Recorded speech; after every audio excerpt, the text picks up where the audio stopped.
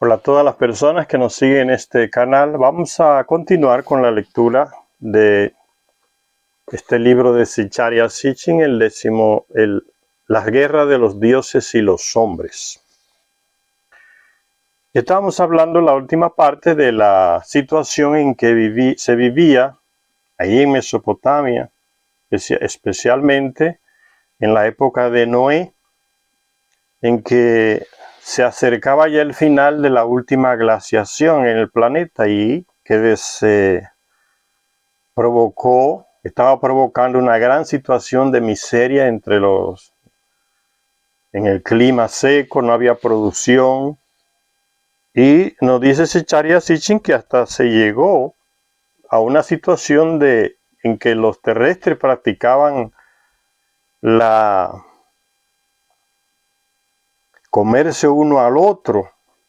Madres que cocinaban sus hijas que les robaban el alimento a sus madres. Entonces el canibalismo llegó a implantarse por la situación extrema y que el pueblo en su ignorancia interpretaba esa situación de calamidad, de falta de producción, falta de lluvia.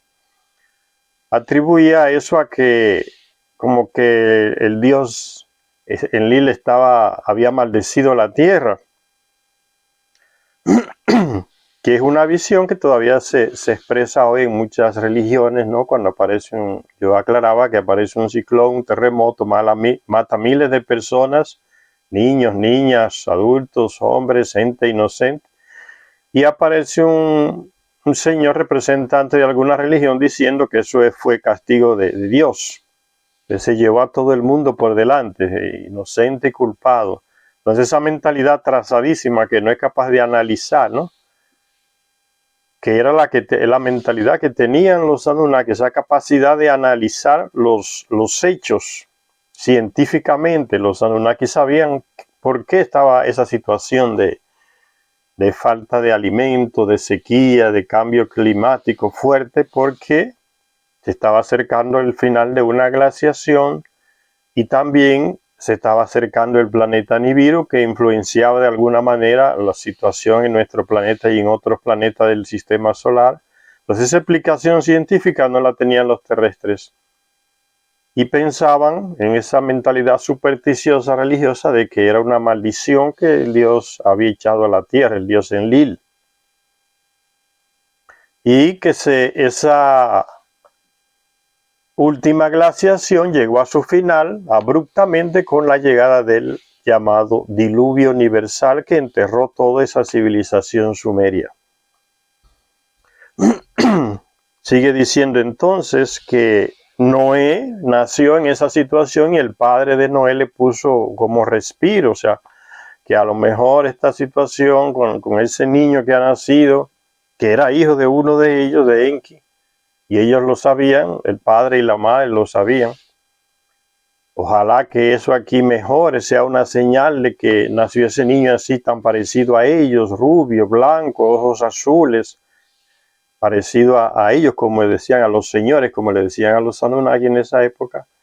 Ojalá que esto sea un signo, decían los padres de Noé, de que esta situación va a mejorar, nos dé un respiro esta calamidad que estamos viviendo. Pero no era así, no fue así. Y que Noé vivía y creció ahí en Shuruppak, la ciudad donde gobernaba la hermana de Enki y Enlil llamada Sut, o Nigmat, o Ninyursak en algunos otros lugares.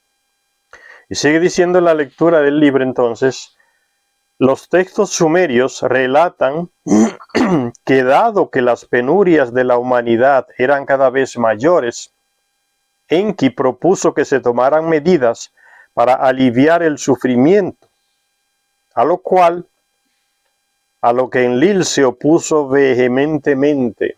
¿Ven? La situación de Enki y Enlil, Enki abogando siempre por la humanidad que él había creado, y Enlil colocando todas las dificultades para que no se diera esa ayuda a la humanidad, a los terrestres, que se quiere decir cuando se habla de humanidad, porque Enlil no estaba de acuerdo con ese proyecto y ya le molestaba extremadamente el hecho de que muchos Anunnaki se estaban mezclando con las mujeres terrestres.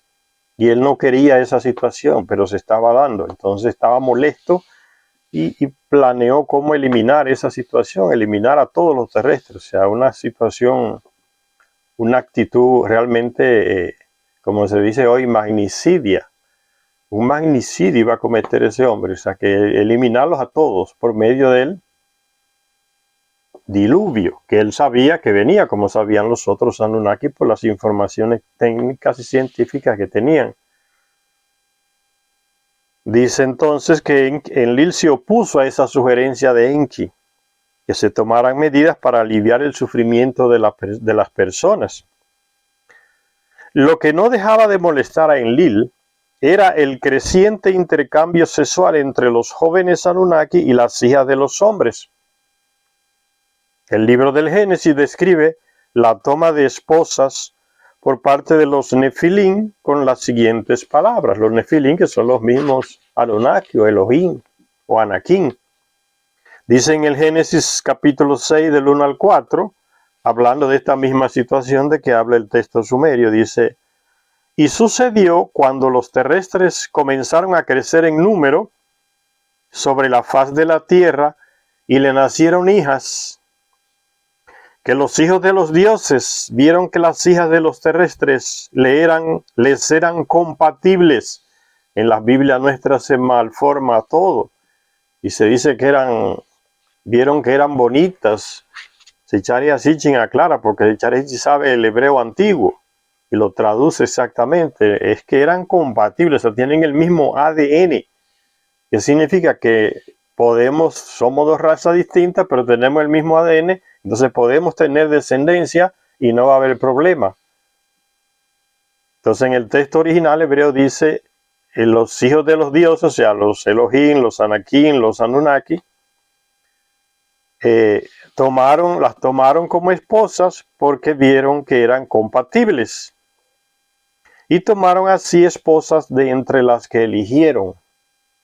Y se comenzó a mezclarse la raza de ellos con la raza terrestre.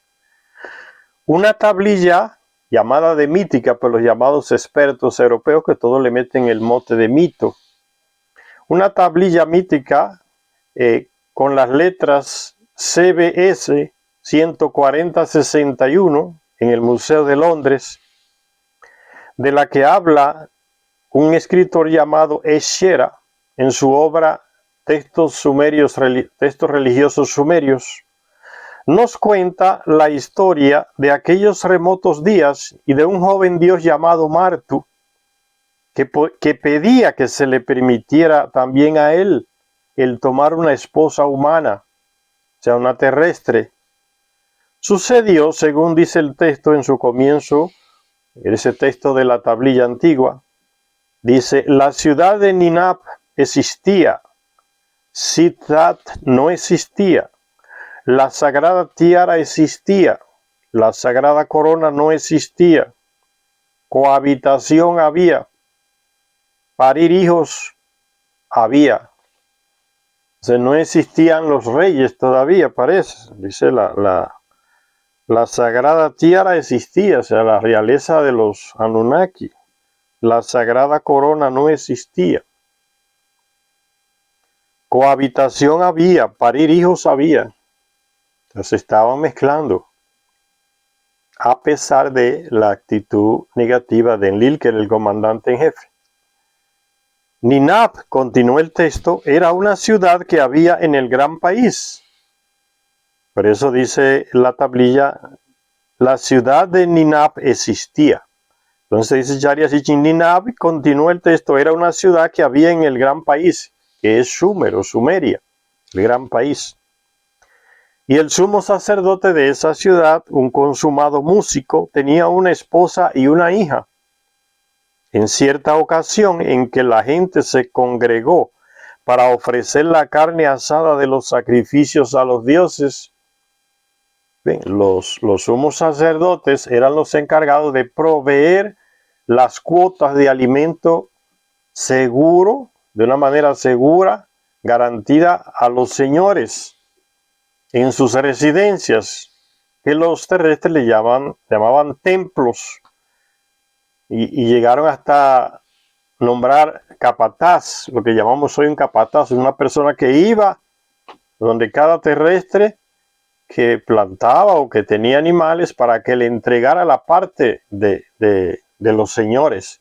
Y ese hombre iba, ese capataz iba por mandato del sumo sacerdote que representaba a los señores, a los Anunnaki, que nunca daban la cara porque vivían en sus residencias, sus templos. Entonces, esa carne asada era para los Anunnaki. Y también de esa carne se alimentaba el que cuidaba la casa de ellos, el sumo sacerdote. Entonces, este sumo sacerdote, yo les dije una vez que los Anunnaki se mezclaban con esa casta que ellos formaron, llamado de sumo sacerdote, de reyes. Entre esa casta, en esa clase que ellos apartaron un poco del pueblo común, de ahí sacaban reyes, sacaban sumos sacerdotes y también se casaban con mujeres y con hombres de esa casta que ellos formaron. Hoy diríamos una clase social. Dice, su sumo sacerdote, un consumado músico, tenía esposa y una hija. En cierta ocasión en que la gente se congregó para ofrecer la carne asada de los sacrificios a los dioses, Martu, que era soltero, Martu es hijo de un Anunnaki, Martu, que era soltero, vio a la hija del sacerdote, deseándola, fue a su madre lamentándose. Martu va donde su madre lamentándose, diciendo, en mi ciudad tengo amigos que han tomado esposas. Él mismo habla ya de que otros amigos de él han tomado esposas, Anunnaki jóvenes. Tengo compañeros que han tomado esposas. En mi ciudad, a diferencia de mis amigos, yo no he tomado esposa. No tengo esposa, no tengo hijos. Dice Zecharia Sitchin, tras preguntar si la doncella a la que deseaba apreciaba su mirada, la madre de Martu le dio su consentimiento. O sea, pero ella te corresponde, él está queriendo decir, ella aprecia tu mirada. Eso es lo que le está diciendo la mamá a su hijo. La muchacha te corresponde. Y el hijo le dice que sí, que la muchacha aprecia su mirada, o sea, le corresponde. Y entonces la madre le da el consentimiento. Entonces vamos a preparar el matrimonio. Esto va todo en contra de lo que mandaba Enlil, pero lo están haciendo. Anunnakis y terrestres se siguen mezclando. Es una necesidad humana. Sexual, afectiva, tener familia, crear familia, que eso no se puede poner por encima de las leyes, que las leyes no se pueden poner por encima de esas tendencias humanas, es una necesidad. Por eso se viola la ley de Enlil, porque es una ley contra natura. Este incremento en las uniones de jóvenes, dice Zecharia Sitchin, entonces los otros dioses jóvenes prepararon una fiesta cuando se anunció el matrimonio en la ciudad de Ninapi. Se convocó a la gente al sonido del tambor de cobre, un instrumento de música, el tambor de cobre. Se hicieron sonar los 7 tamboriles, hablando de instrumentos musicales. Es una fiesta, uno de ellos se va a casar con una terrestre. Les estaban dando, eso era normal. Este incremento en las uniones de jóvenes astronautas, los Anunnaki, jóvenes astronautas, con las descendientes del trabajador primitivo, no era del gusto de Enlil. Los textos sumerios cuentan que a medida que el país se extendía, o sea, a medida que se hacía más grande esa Mesopotamia, esa región ahí, se extendía y la gente se multiplicaba. Siempre fue así, los terrestres se multiplican más rápido que los Anunnaki, aquí en el planeta, pero siempre eran los menos y los terrestres los más. Enlil se mostraba cada vez más molesto con las declaraciones de la humanidad y con su capricho por el sexo y la lujuria. Para él lo veía así, el sexo, como sexo y lujuria, tantas uniones sexuales entre los terrestres. Ve cómo dio un paso el terrestre después de la manipulación genética que Enki le hizo. que eso se refleja en la historia de Adán y Eva en el paraíso, ¿no? Les agregó 2 genes para que pudieran procrear y descubrieron su propia sexualidad, el placer sexual, el pudor, como se dice hoy, ¿no? Por eso aparece Eva tapándose. Antes andaban desnudos como salvajes, ahora es otra etapa. Entonces la sexualidad como parte agradable del ser humano, que las religiones ahora, como si fueran Enlil, vuelven de nuevo a querer reprimir a través de muchos siglos, reprimiéndole la sexualidad a las personas. Y como siempre aparece gente para todo, pues gente que se mete a las religiones y reprime su sexualidad porque la religión le ha dicho que Dios quiere eso. Que usted se le consagre y no tenga sexo, sea hombre y mujer. Ve la estupidez de dioses que eran libertarios, o sea, era un libertinaje sexual, no tenían esa moral nuestra. Ahora los mismos servidores de esos dioses que lo han transformado en uno solo, tal Yahvé o Alá, entre los musulmanes, en nombre de esos mismos dioses se castran mentalmente, ¿no? No tienen hijos, mujeres consagradas a Dios. Y se ha llegado al extremo en esas religiones por la ignorancia de declarar santas a mujeres que nunca tuvieron sexo. Como que eso es sucio, ve la imagen, ¿no? Que eso es sucio, ve la mentalidad de Enlil hasta el día de hoy en las religiones, ¿no? El sexo es sucio. Tú le hablas de sexo a una monja y la ofende, ella se siente ofendida. Porque para ellos ella es una cosa sucia, porque le metieron eso en el convento, en la formación. Y asumen eso. O sea, van contra su propia naturaleza en nombre de Dios. El error es una cosa ridícula hoy. Por eso tanto lesbianismo entre ellas, porque no hay manera de usted ir contra su propia naturaleza. Entre las monjas el lesbianismo es una peste. Y entre los hombres en los seminarios el homosexualismo es otra peste. Son las mayores fuentes de producción de esas 2 especies, homosexuales y lesbianas. En nombre de esa cuestión religiosa, ¿ves? Toda una contradicción. Y esas son la gente que después van a darle formación a otros que se quieren casar, que quieren tener sexo. ¿De dónde van a sacar si no tienen para dar información real, seria, sincera sobre sexualidad a las personas? ¿Qué es lo que le pueden decir gente que se ha castrado mentalmente y se ha degenerado? Porque el lesbianismo y homosexualismo es una degeneración por la falta de sexualidad asumida. Tantos miles de abusos de sacerdotes en contra de niños y niñas. Todo eso viene de por ahí, de esa fuente religiosa, de esa información religiosa. ¿Ven? La mentalidad de Enlil, le molesta el sexo de los terrestres. Tanta variedad, tantas manifestaciones sexuales. Lujuria, ya le llama de lujuria. Las uniones entre los jóvenes Anunnaki y las hijas del hombre le quitaban el sueño a Enlil. Le decían los señores a ellos, no le decían los dioses todavía. Lo de los dioses fue después del diluvio que apareció. Y el Señor dijo: exterminaré a los terrestres, a los que creé sobre la faz de la tierra. Es una frase manipulada. Primero porque no fue Enlil que creó al terrestre, fue Enki, su hermana, y su media hermana, y su hijo. Segundo porque no fue Enlil que mandó el diluvio, ni el tal Yahvé.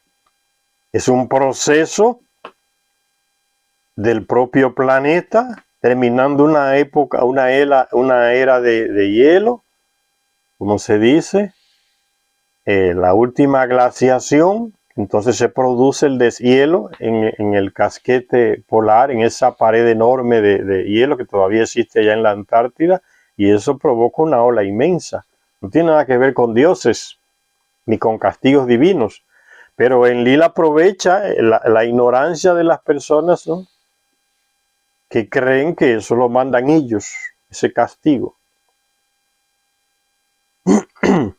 Los textos nos dicen que cuando se decidió el despliegue de las profundas minas del Apsu, los Anunnaki procedieron también a establecer una estación científica en el lapso allá en África, centro-sur de África, cuando se inició ahí el proceso de extraer oro, también se instaló una estación científica allá en la punta de África. ¿Para qué? Para vigilar el proceso de deshielo que estaba sucediendo en la Antártida. Y esa información científica la tenían ellos, el terrestre no la tiene, no tiene la capacidad científica ni los instrumentos necesarios. Entonces los Anunnaki lo sabían, colocaron instrumentos allá en la punta del África. Una estación científica de control en la punta sur de África. Al mando se puso a quién? A Ereshkigal, una nieta de Enlil, hermana de Inanna, Ereshkigal, nieta de Enlil. Un relato épico sumerio recoge el arriesgado viaje de Enki y Ereshkigal desde Mesopotamia hasta aquella remota región montañosa que le llamaba de Kur, con K. Un texto que sugiere que Enki secuestró y coaccionó de algún modo a Ereshkigal para hacer aquel viaje. Pues dice el texto, se la llevó a Kur como premio. Es que Enki era un aficionado por la entrepierna de las terrestres. Entonces, llevarse a sus hijastras, a sus hijas, a su media hermana por delante, para ellos esa moral no existía. Esos controles morales que nosotros tenemos hoy, para ellos era normal. Y él era un superhombre en esas cosas, diciéndolo de alguna manera. Entonces parece que Enki se llevó a esa nieta de Enlil y tuvo un relacionamiento con ella, se la llevó al sur y ahí le entregaron el control a ella de esa estación de control en la parte sur de África. Sabemos por otras epopeyas, dice Zecharia Sitchin, que Nergal, uno de los hijos de Enki, atacaría posteriormente a Ereshkigal en su estación allá en el sur de África, a consecuencia de un insulto en el que se vio involucrado el emisario de Ereshkigal. Parece que le faltó el respeto a Nergal, hijo de Enki. Como esposa, dice Ereshkigal, en último momento, que parece que Nergal iba a vengarse de ella. En el último momento, Ereshkigal salvó la vida al ofrecerse a Nergal como esposa y ofrecerle el control conjunto de las tablillas de la sabiduría de la estación, o sea, todo el material en un disco duro para controlar esa estación, la tablilla. Es como un disco duro para el funcionamiento de la estación necesaria.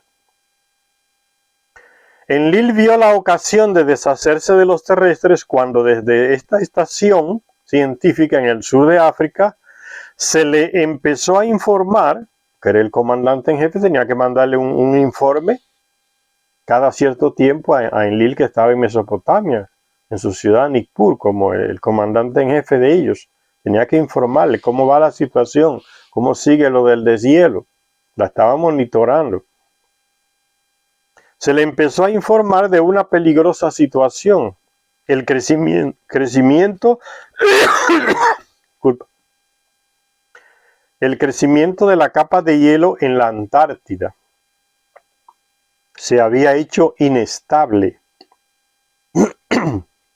al apoyarse sobre otra capa de nieve medio derretida y deslizante. El problema era que esta inestabilidad se estaba desarrollando justo cuando Nibiru estaba a punto de hacer su aparición en las proximidades de la Tierra. Entre Marte y Júpiter estaba llegando a nuestro sistema solar y causaba disturbio en todos los planetas del sistema solar por su gran fuerza de atracción. Entonces Enlil vio esa ocasión para deshacerse de los terrestres, cometer el genocidio que tenía pensado. Justo cuando Nibiru estaba a punto de hacer su aparición en las proximidades de la Tierra. y el campo gravitatorio de Nibiru podía romper el delicado equilibrio de la capa de hielo de la Antártida, haciendo que se deslizara en el océano Antártico. La inmensa marea que se podía originar así sería capaz de engullir todo el globo. Cuando los Syzygy en órbita alrededor de la Tierra confirmaron la certeza de esta catástrofe, prepárense que viene la catástrofe, el deshielo ya es, se va a dar el deshielo, se está dando ya, es impostergable, entonces prepárense, viene la avalancha de agua. Ese fue el informe que le dieron los que estaban orbitando la Tierra. Los Anunnaki que orbitaban la Tierra se le llamaban los Syzygy, los que ven y vigilan desde arriba. Entonces ellos le informaron. Cuando los Syzygy en órbita alrededor de la Tierra confirmaron la certeza de esta catástrofe, los Anunnaki empezaron a reunirse en Sipar, la ciudad pájaro donde estaba el espacio puerto, ahí en Mesopotamia, para desde ahí elevarse en sus naves a orbitar la Tierra hasta que pasara el diluvio, la avalancha de agua. Desde Nibiru vino la orden. Ningún Anunnaki puede mantenerse en tierra. O agarra su nave y se va, o vuelve a Nibiru. Enviaron naves vacías desde Nibiru y se fueron unos cuantos allá. Recuerden que Nibiru está entrando entre Marte y Júpiter, entonces el viaje se hace rápido. Algunos se fueron a Marte, otros se fueron a la Luna en sus naves. Y se dejó a los terrestres a su suerte. Dice, la inmensa marea que se podía originar así sería capaz de engullir todo el globo. Cuando los Syzygy en órbita, dice, los Anunnaki comenzaron a reunirse en Sipar, donde estaba el espacio puerto. Sin embargo, Enlil insistió en que no se informara a la humanidad de la inminencia del diluvio, pero parece que la noticia se coló de alguna manera, porque se salvaron personas, no solamente los que Enki, Anoé y su grupo. En los Andes se salvaron personas. ¿Cómo? No se dice, pero se fueron a las montañas más altas de los Andes. Un grupo grande de ellos se salvó. Eso lo informa Ninurta después, que tenía su puesto de mando allá en lo que hoy es el Tiwanaku de Bolivia. Y al volver allá después del diluvio descubrió que muchos terrestres se habían ido a las montañas altísimas de los Andes y se salvaron. Eso no se dice en los relatos de Mesopotamia, porque yo dije una vez que quizás por la distancia no había información entre los que estaban en Mesopotamia y los que estaban en América. Dirigidos por los mismos Anunnaki, ¿no? Por los jefes Anunnaki. Dice, Enlil insistió en que no se informara. La cuestión es la información. ¿Ve lo que produce la falta de información? Desgracias. Y el que no se informa comete y se queda ignorante. Y puede suceder muchas desgracias en base a esa desinformación. Y por otro lado, el que controla la información tiene poder, porque puede destruir a los que no tienen el control de la información. ¿Por qué los grandes ricos, millonarios, bancos se esfuerzan en todos los países en tener el control de los medios de comunicación? Para controlar a los que no lo tienen, al pueblo. Le mandamos las noticias que nos dé la gana. Le transmitimos las mentiras que nos dé la gana. Se las repetimos 1000 veces de diferentes maneras. Y la gente que solo ve la TV, que solo lee esos diarios, esos que son nuestros, entonces las convencemos, millones los convencemos, porque son ignorantes a la información. Ellos la tienen y controlan a los que no la tienen, dándosela como ellos les da la gana. Ven el poder, ya desde esa época viene, fueron ellos que inventaron eso, el poder de la información. Enlil la controla y obliga a los otros a que digan eso que Enlil quiere que se diga, o que no se diga. No le den ninguna información a los terrestres de que viene un diluvio y los va a ahogar a todos. Igual como sucede hoy, Señor, la actualidad de estos libros de Zecharia Sitchin. ¿Quién está informando en la mayoría de nuestros países sobre lo que está pasando en Ucrania? Los grandes medios de comunicación dirigidos, controlados por ¿quién? No por Enlil, por el nuevo Enlil, por Estados Unidos. Son ellos que están dando la información a todos esos medios de nuestros países vendidos a Estados Unidos, porque los dueños de esos medios tienen su dinero allá en Estados Unidos. Entonces hacen lo que Estados Unidos le manda. Y la mayoría de nuestra gente se guía por lo que ve en la televisión, en la radio, todas controladas por esa gran clase social rica que tiene sus intereses en Estados Unidos, que no le importa a su patria para nada. Ven, el nuevo Enlil de Estados Unidos controla la información.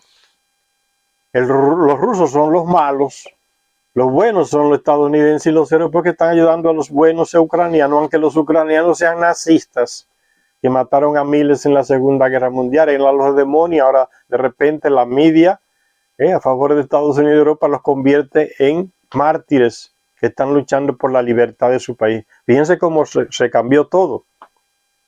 Está todo de pie cabeza. Lo que estaba en la cabeza lo mandaron para los pies. Entonces mucha gente se la agarra. Pero hoy la cosa es distinta. Hay muchos medios independientes que están informando otra realidad. Por eso cada día hay más gente apoyando a los rusos, porque han descubierto el fraude informativo de Estados Unidos, de los ucranianos. Y puro negocio para ganar dinero vendiendo armas y demonizando ¿a quién? Pues a Rusia. Como no lo han podido vencer ni con la información falsa, porque mucha gente tiene acceso a información verdadera, entonces el apoyo a Rusia a nivel mundial está aumentando y el apoyo de Estados Unidos y Europa está disminuyendo. Entonces el terrestre va avanzando en su conocimiento, en su sabiduría. Eso es positivo. Pues esta gente que se salvó en los Andes, de alguna manera tuvo la información o vio de que algo estaba pasando. No era normal, porque el diluvio no llegó así de repente. Comenzaron ciertas señales, y mucha gente sabe y se fueron mucha gente a la montaña de los Andes. Entonces no fue solamente el grupo de Noé el que se salvó. Sigue diciendo Zecharia Sitchin, Enlil insistió en que no se informara a la humanidad de la inminencia del diluvio, y en una reunión especial de la Asamblea de Dioses, o sea, se reunieron los Anunnakis ahí en Mesopotamia, comandados por Enlil, les hizo jurar a todos, y en especial a Enki, que guardarían el secreto de los dioses. No le digan a la humanidad, a los terrestres, que viene el diluvio. La gente estaba esperando lluvia, a ver si las tierras secas producían algo. Por eso que lo agarró el diluvio. Fue una sorpresa, ¿no? Una avalancha de agua, no era esa agua que esperaban, eran lluvias que hicieran florecer los campos, que los animales se alimentaran. La gente está totalmente desinformada. La última parte del texto del Atrahasis, la parte principal de la epopeya de Gilgamesh y otros textos mesopotámicos, describen con detalle los acontecimientos que siguieron, cómo utilizó Enlil la catástrofe del diluvio para aniquilar a la humanidad. No se dice nada de esos detalles en el texto bíblico, que es más reciente que estos textos mesopotámicos. Cómo utilizó Enlil la catástrofe del diluvio para aniquilar a la humanidad y para engañarla también. Y cómo Enki, oponiéndose a la decisión que Enlil había forzado en la asamblea de los dioses, tenía la autoridad y los obligó a todos a jurar aunque no quisieran. Se las ingenió Enki para salvar a su fiel seguidor Ziusudra, el Noé de la Biblia, que era su hijo. Por eso es que el padre de Noé le coloca al niño el nombre de Respiro, y eso lo dice el texto bíblico. Pero aunque y le explica también, era a ver si había un respiro en la situación difícil que se vivía. porque la gente lo veía como que era un castigo del Lil sobre la humanidad, que no lloviera, que estaba todo seco, que no había producción de nada. Entonces Ziusudra o Noé diseñó Enki para él una nave sumergible y se la entregó el esquema para que construyera esa nave de la manera que él se la entregó, como una tablilla. Una nave sumergible, y el texto sumerio, que es más antiguo que el texto bíblico, dice que era una nave que pudiera darse la vuelta. La construyó ahí en el río Éufrates. Cuando vino la avalancha desde el sur y entró por el Éufrates y todo barriendo, batió contra la nave sumergible y la giró, pero podía darse vuelta, era un sumergible. Por eso en el texto sumerio se le dice a Ziusudra Noé, construye una nave sumergible que se dé la vuelta. Era un submarino. Una nave sumergible que pudiera soportar la avalancha de agua. Los mismos Anunnaki, a una señal, se fueron desde el espacio puerto. Elevaron en sus Rukut Ilani, o carro de los dioses en el idioma mesopotámico, los encendidos cohetes, haciendo brillar la tierra con su fulgor. Todo ese aparataje de naves aéreas que estaba ahí en Sipar, en Mesopotamia, se llenó de Anunnaki y se fueron a orbitar la tierra, a mirar desde arriba la avalancha de agua, porque se les ordenó de ni vieron ningún Anunnaki en la superficie de la tierra, ¿verdad? Que se salven los Anunnaki, los terrestres, que se las arreglen. Y la gente hoy sigue confiando en los dioses, ¿no? A través de las iglesias y las religiones. Los mismos Anunnaki, a una señal, elevaron en sus Rukub Ilani, o carros de los dioses, los encendidos cohetes, haciendo brillar la tierra con su fulgor. Cuando sale un cohete y lanza todo aquel fuego de los motores y humo, a eso se refiere. Haciendo brillar la tierra con su fulgor. Al orbitar la tierra en su lanzadera, contemplaron con horror la acometida de las olas en la superficie. Todo lo que había sobre la tierra fue barrido por una colosal avalancha de agua. Amaru Baurata, que significa la inundación, lo arrasó todo. Sud, aquella que ayudó a crear a los terrestres con su medio hermano Enki, que había creado al hombre junto con Enki. Cuando se dice hombre, los Anunnaki significan con eso tanto el género femenino y masculino. No es algo que sea machista, como decimos hoy. Es que ellos le llamaron a ese ser, mujer y hombre, mujer masculino y femenino, le llamaron hombre, el terrestre. Dice, la inundación lo arrasó todo. Sud, que había creado al hombre junto con Enki, vio y lloró. Ishtar o Inanna gritaba como una mujer de parto. Los dioses, los Anunnaki, lloraban con ella. Hay gente así, señores. Cuando ven esa masa humana ahogándose como hormigas, como insectos, aquí en la superficie, entonces aprenden a valorar, a darle valor a esa masa humana que le hacía todo lo que ellos necesitaban, que le proveía todo lo que ellos necesitaban para mantenerse. O sea, así hay gente, señor, que es tan idiota que valora lo que tiene después que lo pierde. Esa es la manera de ser un perfecto idiota, valorar lo que usted tiene después que lo pierde. No valorarlo cuando lo tiene ahí. Dice que lloraban en las naves allá orbitando la tierra y se lamentaban. Retumbando adelante y atrás, las olas barrieron el suelo, dejando tras de sí inmensos depósitos de lodo, lleno de animales, de cadáveres, de todo tipo de objetos que arrasaron las olas y las aguas. todo lo que había sido creado volvió al barro. Todo ese proceso al barro, todo ese proceso de levantar grandes ciudades, sus residencias, la residencia de las personas terrestres, todas esas miles de personas terrestres, todo fue arrasado. El trabajo de los Anunnaki se fue a pique en un momento por esa ola que lo arrasó todo. Entonces para ellos también era complicado, porque Enki mismo lo dijo, los Anunnaki se han esclavizado, se han hecho esclavos de los terrestres, porque ahora son los terrestres que le hacen todo. Y Enlil no tuvo la capacidad de ver eso por su obsesión de destruir al terrestre, ¿no? Es como una envidia por las relaciones matrimoniales entre ellos, por las relaciones sexuales, y la vida normal de las personas, que no podía controlar más. Hay gente así que cuando no puede controlar quiere destruir. Le incomoda que el otro sea así, distinto.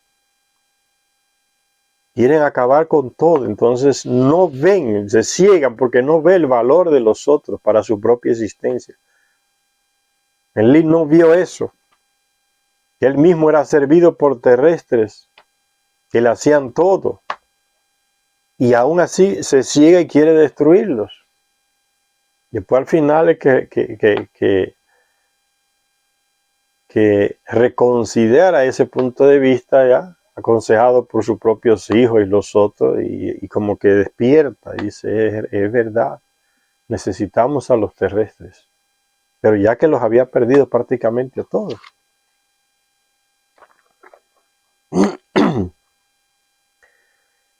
Y sigue diciendo Secharia Sitchin, retumbando adelante y atrás, las olas barrieron el suelo, dejando tras de sí inmensos depósitos de lodo, llenos de cadáveres de todo tipo de ser. Todo lo que había sido creado volvió al barro. En el 12º planeta, que es el libro que escribió Secharia Sitchin, hemos ofrecido las evidencias de nuestra conclusión de que el diluvio, que trajo un abrupto fin a la última glaciación, tuvo lugar hace alrededor de 13.000 años. Hasta fecha hay para ese acontecimiento aquí en el planeta.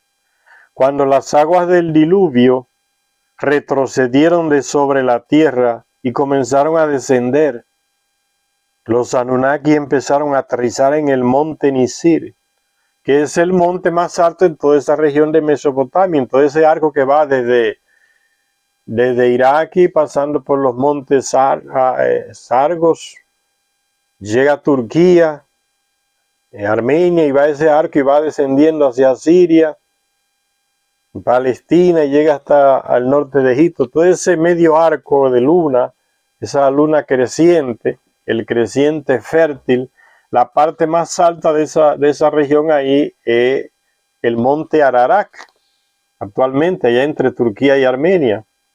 Fue en ese monte donde fue dirigida el arca, ese sumergible, guiado por un hijo de Enki, que ya le había dado la indicación, dirígete allá, a ese monte más alto, porque ahí en lo más alto iba donde estar más seco, iba a secar primero, en uno de los picos del monte Ararat. Por eso se llamó el monte de la salvación. Cuando las aguas del diluvio retrocedieron de sobre la tierra y comenzaron a descender, los Anunnaki empezaron a aterrizar en el monte Nisir, monte de la salvación, el monte Ararat. Allí llegó también Ziusudra, Noé, con la nave, dirigida su nave por un navegante que le había proporcionado Enki, un hijo de Enki, que nunca le dijo a Noé que eran hermanos, que eran medio hermanos. ¿Sí? Entonces no es esa arca que la gente se imagina, donde se metieron un monte de animales y estaban ya encima y la parte de encima abierta como un barco. No, fue un sumergible. Pues estamos hablando de la tecnología de personas que tienen millones de años enfrente de nosotros, señores. Entonces pueden hacer lo que uno ni se imagina. Es un sumergible que le dijo, le indicó cómo construirlo, que pudiera darse la vuelta cuando fuera batido por las olas. y le entregó, y quien lo dirigía era un piloto, hijo de Enki, Ninagal, experto en aguas, un marinero experto, formado por su propio padre Enki, en el conocimiento de las aguas también. Él fue que tomó el mando de la nave y la dirigió al monte Ararat, que es el monte, como ya les dije, más alto de esa región. Entonces, lógicamente, ahí en esos dos montes, son dos montes gemelos, el Ararat, ahí era donde iba a estar las tierras secas en primer lugar. Y ahí donde van descendiendo, los que están orbitando la Tierra van descendiendo en ese local, porque es el que se seca primero. Tiene lógica todo. El monte de la salvación, monte Ararat. Allí llegó también Ziusudra o Noé, dirigida su nave por un navegante que le había proporcionado Enki. Enlil se mostró indignado al descubrir que la simiente de la humanidad se había salvado. Enlil no tenía la noticia de que en los Andes también se salvaron terrestres por ellos mismos, no porque Enki le dijera o no le dijera, o porque algún Anunnaki le diera la información. Ni Nulte que va allá después del diluvio en una nave y lo descubre allá en los Andes, se salvaron cantidad de ellos por sus propios esfuerzos, sin que nadie le dijera nada. Al saber entonces que esta gente de la nave, del sumergible, la nave sumergible, estaban ahí en el monte Ararat, Enlil se molestó, indignado al descubrir que la simiente de la humanidad se había salvado. Pero aunque Noé se hubiese perdido ahí en Mesopotamia, se iba a perder una raza directa de Enki, porque Noé era hijo directo de Enki. Es la misma sangre de Adapa, el Adán de la Biblia, descendencia directa de Enki, ¿no?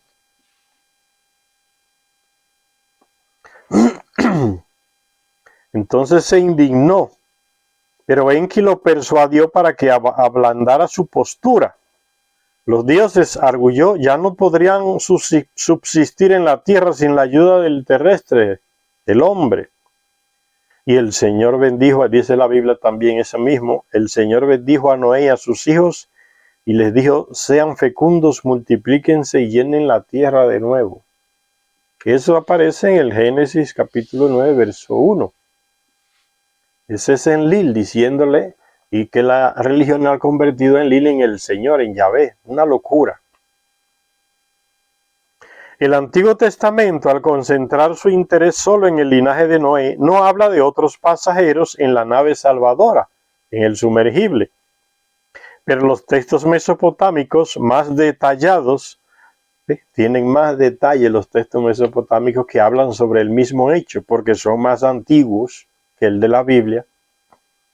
Los textos mesopotámicos más detallados mencionan también al navegante del arca y desvelan que en el último momento también subieron a bordo algunos amigos y ayudantes de Noé o Ziusudra, así como sus familias. O sea, hay en el arca, como dice en la Biblia, no solamente está Noé y su familia, hay otros que fueron convidados, que le ayudaron a construir la nave y fueron convidados y llevaron a sus familias y también se salvaron en el arca. Y de esos, los textos bíblicos no informan nada porque no les interesa. Ven como la historia en la Biblia está muy incompleta, muy resumida y deja muchas cosas fuera. Por eso hay muchas preguntas que se hacen a partir de los textos bíblicos del Antiguo Testamento nunca van a tener respuesta. Porque para tener la respuesta tiene que leerse los textos más antiguos, que son los textos mesopotámicos y sumerios.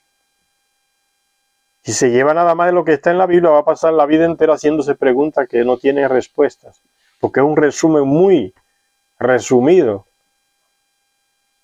Entonces no informa todo.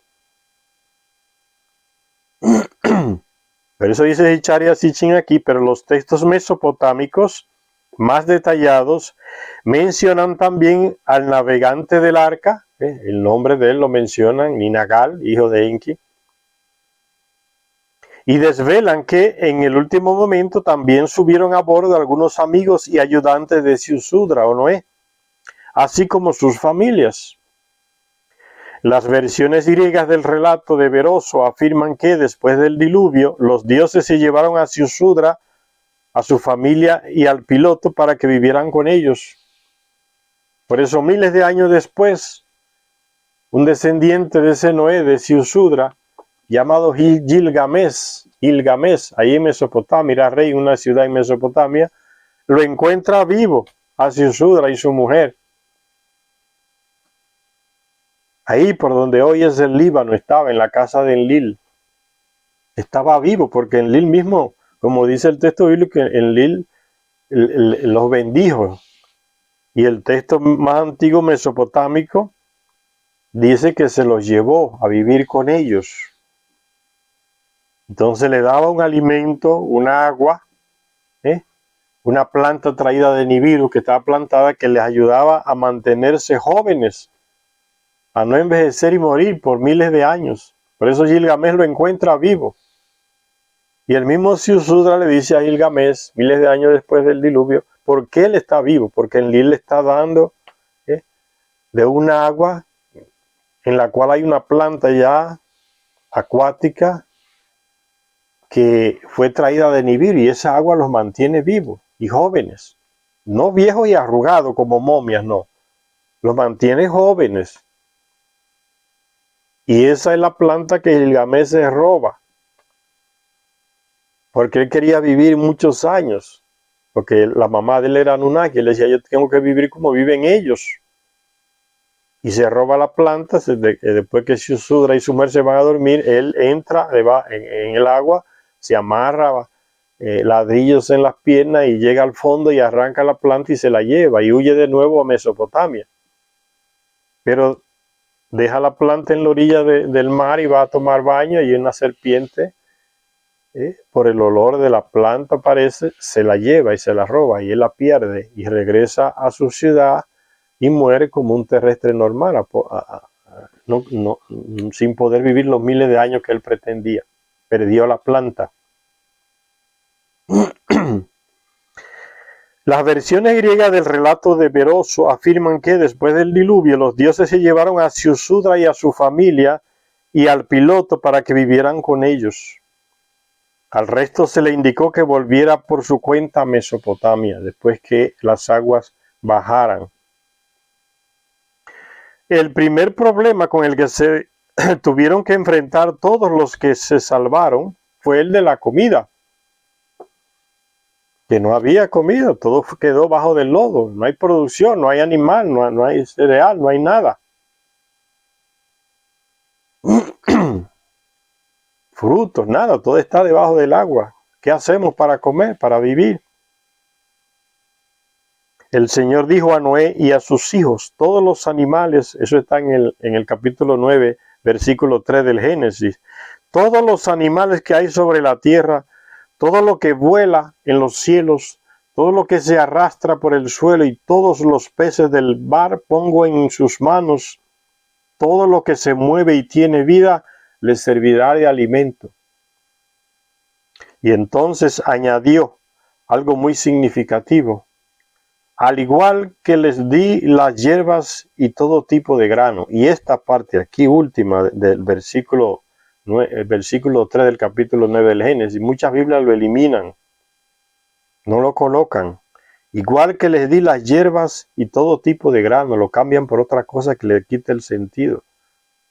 Igual que les di las hierbas y todo tipo de granos. Dice Zecharías, en esta frase del Génesis, capítulo 9, verso 3, que pasa casi desapercibida y que trata de los orígenes de la agricultura, se ve sustancialmente ampliada en los textos sumerios. ¿Ve? Los textos sumerios son más amplios que los textos bíblicos.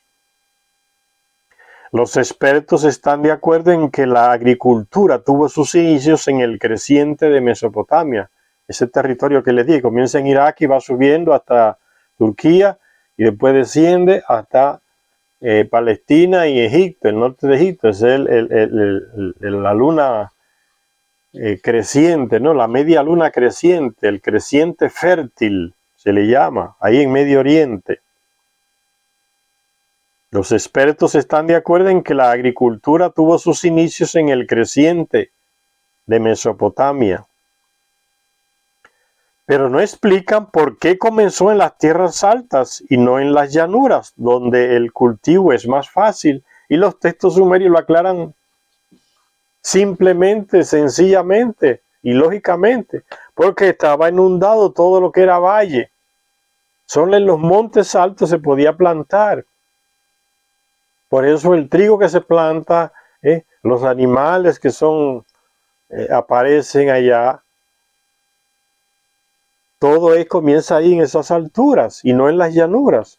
No es contradicción, es que todo estaba inundado de agua, puro lodo, Entonces no había manera de plantar en los valles, la gente estaba en las alturas. Y de ahí viene ese sistema que Ninurta le enseña a los terrestres que duraron todo ese tiempo en esas alturas, tanto aquí en Mesopotamia como en otras partes del planeta, como en los Andes o en Asia. Le enseña que a los terrestres a plantar en terrazas, en los montes, se van haciendo terrazas como escalones, así, que todavía eso se usa. Y ese sistema se lo enseñaron los Anunnaki a los terrestres porque estaba todo inundado. O sea, hacer terrazas en los montes para plantar. Por eso los expertos, como no caen en los textos sumerios, entonces se complican la vida. ¿Y cómo sería y por qué sería? Y comienzan a hacer preguntas idiotas, ¿no? Como los que leen nada más la Biblia y se hacen un monte de preguntas y no hay quien se las responda porque la respuesta está en los textos sumerios y no lo quieren ver. ¿Con quién se casó Caín? Fue con una mona, porque no había más nadie. Lea los textos sumerios para ver, y va a ver que sí que había gente. Que no es como lo dice el texto de la Biblia, que es muy resumido. ¿Entendieron? Y Seichari Asichi critica a esos expertos, son europeos estadounidenses. Tercos. Los expertos están de acuerdo en que la agricultura tuvo sus inicios en el creciente de Mesopotamia, pero no explican por qué comenzó en las tierras altas y no en las llanuras, donde el cultivo es más fácil. Coinciden en afirmar que se inició con la cosecha de antepasados silvestres. Se inventaron del trigo, antepasados silvestres del trigo. Dice que comenzó la cosecha del trigo y la cebada hace unos 12,000 años. Entonces dice Chari Asichín, pero se muestran desconcertados esos expertos por la uniformidad genética de aquellos que los expertos llaman primitivas hierbas de grano. Trigo primitivo, dicen los expertos, inventándose eso. Pero se muestran desconcertados por la uniformidad genética de aquellas primitivas hierbas de grano y se muestran completamente incapaces, ¿ves? ¿Cómo los critica Seichari Asichín? De explicar la gesta botánico-genética por la cual en el lapso de solo 2,000 años estas hierbas silvestres, como la llaman esos expertos, duplicaron, triplicaron y cuadruplicaron sus pares cromosómicos, algo que no es normal en el proceso evolutivo de las plantas, hasta convertirse en trigo y cebada cultivables de notable valor nutritivo, con la increíble capacidad de poder crecer casi en cualquier lugar y con un rendimiento inusual de 2 cosechas al año. Entonces, eso que los expertos llaman un antepasado silvestre, se inventaron esa estupidez. Entonces, con esa manera de pensar, no consiguen explicar estos cambios genéticos en estas plantas, en estos cereales. La terquedad los ciega. Y está clarísimo en los textos mesopotámicos y sumerios. Junto a estos enigmas, nos encontramos con una aparición repentina similar de todo tipo de frutas y vegetales en la misma zona, ahí en esas alturas. Y casi al mismo tiempo, así como la simultaneidad en la domesticación de los animales, que se inició con ovejas y cabras, que proporcionaban carne, leche y lana, todo en las alturas, en ese círculo, en esa media luna fértil ahí del Medio Oriente, Mesopotamia. ¿Por qué todo ahí? Porque es ahí donde estaban los lugares altos, los Anunnaki, estaban establecidos en Mesopotamia y entonces eligieron esos lugares y enseñaron a los terrestres en esos lugares altos, en las famosas terrazas, a cultivar, a criar animales. Y se pregunta Zecharia Sitchin, ¿cómo pudo aparecer todo esto en aquel momento? La ciencia moderna todavía no ha encontrado la respuesta, los llamados expertos científicos. Entonces dice Zecharia Sitchin de nuevo, pero los textos sumerios la ofrecieron ya hace milenios la respuesta. Al igual que en la Biblia, en esos textos sumerios, se relata cómo comenzó la agricultura después del diluvio, cuando, según el Génesis, Noé se dedicó a la labranza. Pero, al igual que en la Biblia, que da cuenta de que mucho antes del diluvio ya se labraba la tierra. Recuérdense que ya Caín labraba la tierra, era labrador, y Abel era criador de animales. O sea, antes del diluvio ya había eso. Se plantaba la tierra y se pastoreaba. Las crónicas sumerias hablan del desarrollo de la agricultura y la ganadería en tiempos prehistóricos. Las crónicas sumerias, no los textos. En un texto al que los expertos llaman el mito del ganado, todo es mito, y los cereales, el mito del ganado y los cereales, se dice que cuando los Anunnaki llegaron a la Tierra aún no había cereales ni ganado domesticados. Dice el texto en ese que le han puesto los expertos, el mito del ganado y los cereales, dice: cuando de las alturas del cielo a la tierra, cielo con mayúscula, el planeta Nibiru, y tierra el planeta nuestro, cuando de las alturas del cielo a la tierra, Anu hizo venir a los Anunnaki, Anu el rey de Nibiru es que envía la misión, primero con Inki, 50 Anunnaki para establecerse aquí. Dice, Anu hizo venir a los Anunnaki, aún no había cereales en la tierra. Aún no habían crecido, no había ovejas, ni cordero que naciera. Esos animales vinieron de Nibiru, vivos y a nivel de genética, de embriones, los trajeron los Anunnaki. Las cabras y las ovejas, no había, dice el texto aquí, aún no había. Aún no habían crecido, no había ovejas, ni cordero que naciera, no había cabras, ni cabrito que naciera. La oveja aún no paría corderos, la cabra aún no paría a su cabrito, aún no se tejía lana, aún no se había establecido. Esos animales vinieron de allá. Y ninguna institución nos dice esta información, el origen de esos animales aquí en el planeta. Que no la tienen, simplemente porque les da la gana de no creer en los textos sumerios. Vamos a hacer una parada por aquí, señores. En la próxima lectura continuamos abundando sobre este tema. Gracias a todas y a todos los que nos ven en este canal.